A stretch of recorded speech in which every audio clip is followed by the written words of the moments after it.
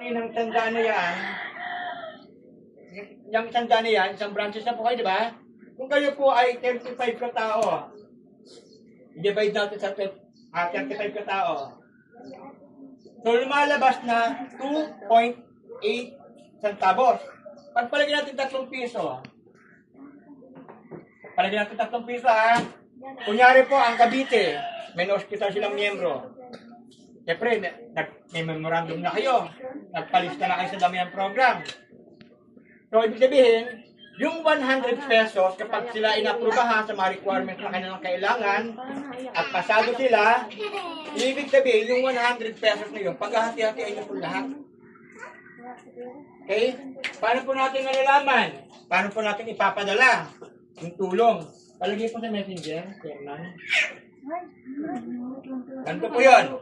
Di ba sabi ko nga kayo na yung 100 pesos paghati-hatian nyo lahat. Kung ilang kayong lahat dito sa squadron na ito, sa Lucena lang. Kasi iba tong squadron eh. Iba yung branches nila eh. Teresa sila eh.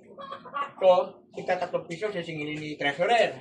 Oh, meron tayong tutulungan na isang kapatid sa Cavite, sa kabilang grupo ng Guardians. Oh, ika 3 piso po. So, pag nakolekta na po yung 3 piso, si Presidente po ay nakabilong sa International GC. Ibig sabihin, lahat ng mga chairman ay nandito po sa GC. Pagka nagka-problema, ilalapit kay Pangulo nyo. Si Pangulo mag-i-endorse, lalapit kay chairwoman ninyo para i-check yung mga requirements. Kami ako kapalungan ng mga requirements. Pagka-check ng mga requirements, i-endorse naman yan papunta kay Chairman Doc ninyo. Chairman Doc, kailangan niya uling suriin mabuti. Kasi baka mamaya meron siyang napansin na hindi naman niya napansin. Hindi po ba, no? And then, pagka sa tingin niyang okay na, sa kanya i-report sa akin yan. Pag nai-report sa akin yan, ipo-forward ko naman yan sa Committee on Approval. Ngayon, doon naman bubusisi niya ng mga committee. Pag nabusisi na ng committee yan, napasado na po, na pwede nang ilapit sa damayang program, ibababa ko naman po yan dito sa International GC. Now, ano sasabi ko sa presidente ninyo? Press, taingi po ng GCash number nung naka-confine or nung nanay ng naka-confine. Hindi pwedeng GCash number ng presidente, hindi pwedeng GCash number ng treasurer. Eh, paano kung ang nagpadala yung 100 branches, sabihin mo lang 10? O di kumupit na naman si chairman. At si presidente at si treasurer, di ba ano? So, yun po yung sinasabi natin na pinapalawan ko ng CAD na maraming guardians na nagtatatag na ginagamit lamang ang kapatiran na para sila ang kumita at makinabang. Na wala po napapala ang mga umaani. Ito po yung sinasabi ko, ano po ba mapapala yung sa kapatiran guardian? Di ba? Kaya marami dyan nagtatag, hindi nagtatagal, nabubuwag kasi dahil sa corrupt na namumuno. So dito sa ating dabayang program, kung sino nangangailangan ng tulong, yun ang kailangan namin GCash number. Kung mismong pasyente walang GCash number, kailangan namin relatives na nasa loob ng kanyang tahanan. Hindi pwede yung pinsan. Hindi pwede yung ganito.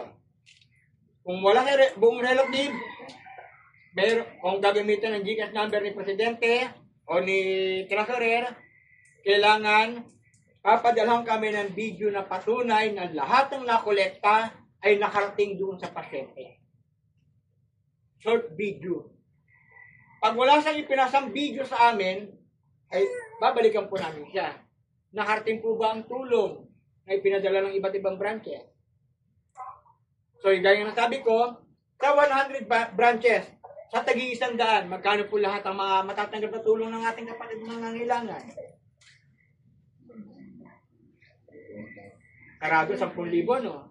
Di po ba? Samantalang yun sa ospital, wala na po tayong maaari bayaran. So, yung 10,000 matatanggap natin, ito yung sample ko lamang po yun, baka sa amin talaga 10,000, ha? Hindi po yun. Sample ko lamang po yun. So now, yung matatanggap mong tulong mula sa kapatiran nito, ay gabay na lamang namin sa inyo yun. Maaari pambili mo ng gamot, na walang gamot sa ospital, kailangan bumili sa labas, transportasyon na nagbabantay, nagkakakuha ng mga gamit, pagkain na nagbabantay, kasi hindi naman siya kasama sa pagkain doon sa ospital. Hindi po ba? para may panggastos po sila. O kung paglabas man, kailangan nyo pa rin ng continuous na gamutan, at least may magagamit po. Di po ba? So now, kapag po ba ang babae ay nanganak, cesarean at normal delivery, sino po ang maaring ilapit yun ng tulong? Parehas po ba? O yung normal o yung cesarean? Cesarean. Yes po. Pwede pong ilapit sa kapatid ng guardian ang isang nanganak kung ito po ay cesarean. Kung normal delivery, yan po ay hindi saklaw ng Damayan program. Diba? Kasi nung binuo nyo yan, hindi naman po kami kasama. Hindi nyo naman po kami tinawag. Kung tinawag po, hindi, maaari pang talagang mag-ambag talaga ako. Kasi may kasama man ako dyan ano. O, ayun po, bro, dalawa kayo dyan, di ba?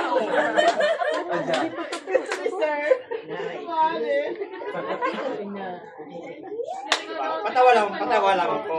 Pero in real, cesarean po ang mahal natin lapit dito. Now, sa paglapit, ano po bang requirements natin? Una-una, dapat ikaw ay may ID. Na lehitimong kasapi.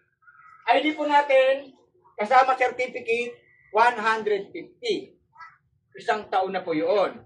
Pag nag-renew ka, sandaan na lamang po, only for ID. Now, yun ha, renewal ang ID natin. Bakit ka mo renewal?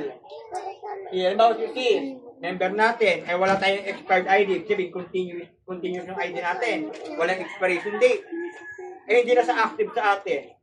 So, maaari niyang gamitin sa hindi maganda o sa kalukuhan yung ating ID. Sino po mapapahamak bukod sa kanya? Hindi po ba yung sinalihan niya? Madadamay po tayo lahat, hindi lang po ang Lucena. Baka pati ako, maapektuhan po kasi ako po mahawak. Ano po ba, no? Saka yung mga chairman po ninyo, saka mga presidente po ninyo. So, kailangan po natin ng renewal ID para to prove ng ating kasapi ay aktibo. Malinaw? Ibo, requirements, ID. Pangalawa, may picture na talagang nakakonfine. Alam po natin na bawal talaga mag-picture sa loob ng ospital. Yung mga nagbibideo po dyan, kakata lang po natin ha.